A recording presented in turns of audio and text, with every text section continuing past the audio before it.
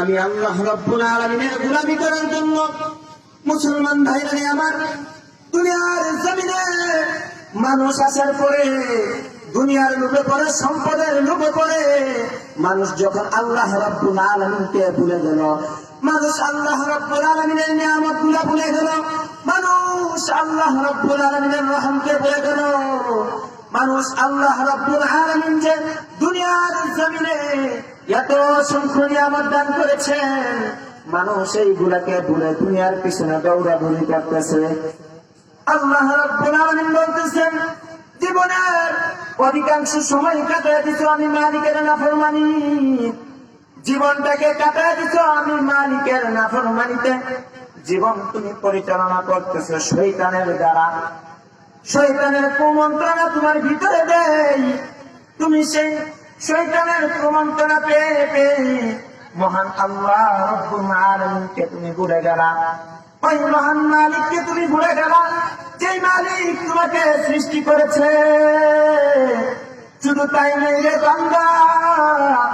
শুধু তোমাকে সৃষ্টি করে নাই, পৃথিবীর যা কিছু দেখতেছ সবকিছুর সৃষ্টিকর্তা হলেন আমার আল্লাহ। মুসলমান ভাইরা আমার লক্ষ্য করে দেখুন, দুনিয়ার জমিনে যে নিয়ামতগুলা যেগুলা দেখতেছেন সবগুলো আমার আল্লাহ রাব্বুল আলামিন সৃষ্টি করেছেন। বান্দা তোমাকে আমার আল্লাহ সৃষ্টি করেছেন, এত দুনিয়ার জমিনের মাল সম্পদের চিন্তাই করে, ছেলে সন্তানের চিন্তাই করে, দুনিয়ার লোভ লালসাই করে তুমি আল্লাহকে ভুলে গেলা। আল্লাহ রাব্বুল আলামিন বলতেছেন, বান্দা দুনিয়ার জমিনে আমি আল্লাহকে ভুলে গেছি, সমস্যা নাই। যখন তুমি বান্দা আমি আল্লাহকে আল্লাহ বলে ডাক দিবা, আমি আল্লাহকে গফফার বলে ডাক দিবা, আমি আল্লাহ রাব্বুল আলামিন রহমান নামের খাতিরে, আমি আল্লাহ রাব্বুল আলামিন গফফার নামের খাতিরে তোমার জিন্দেগীর সকল গুনাহকে মাফ করিয়া দেব। মুসলমান ভাইরা আমার লক্ষ্য করে দেখুন, বিশ্বনবী সরকার দু আলম নবী হাদিসের মধ্যে বর্ণনা করতেছেন, বান্দা যখন আল্লাহর নাফরমানি করে, নাফরমানি করার পরে বান্দা যখন বুঝতে পারে ওই মহান মালিকের নাফরমানি,